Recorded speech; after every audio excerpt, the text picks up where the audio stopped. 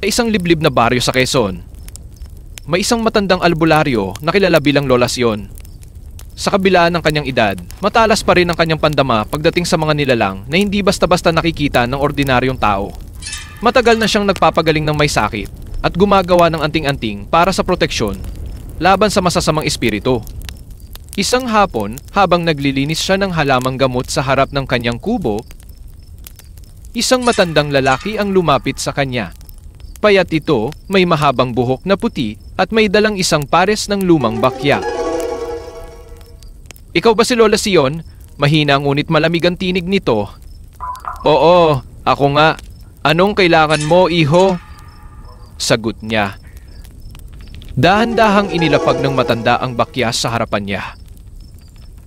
Napansin agad ni Lola Sion na may natuyong dugo sa kahoy ng suot nitong sapatos. "Pakilinis po," mahinang sabi ng matanda. Napakunot ang noo ni Lola Sion. "Kanino ito?" tanong niya.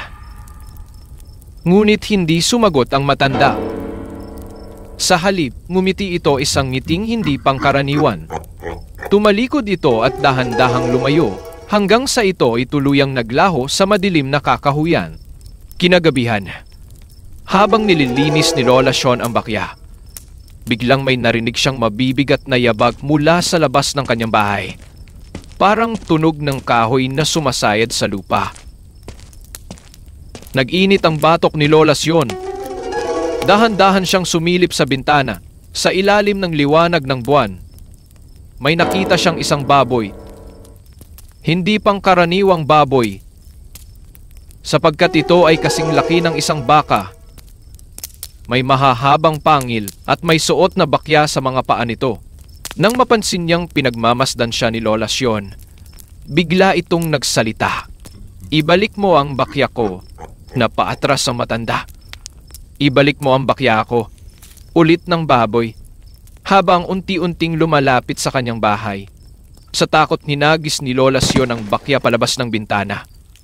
Biglang natigilan ang baboy. Tumingin ito kay Lola Sion, bago muling lumakad palayo.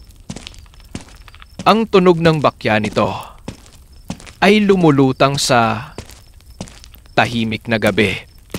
Kinabukasan, nagising ang buong baryo sa isang nakagigimbal na balita. Sa gitna ng daan, natagpuan nilang nakahandusay ang bangkay ng matandang lalaking dumalaw kay Lola Sion.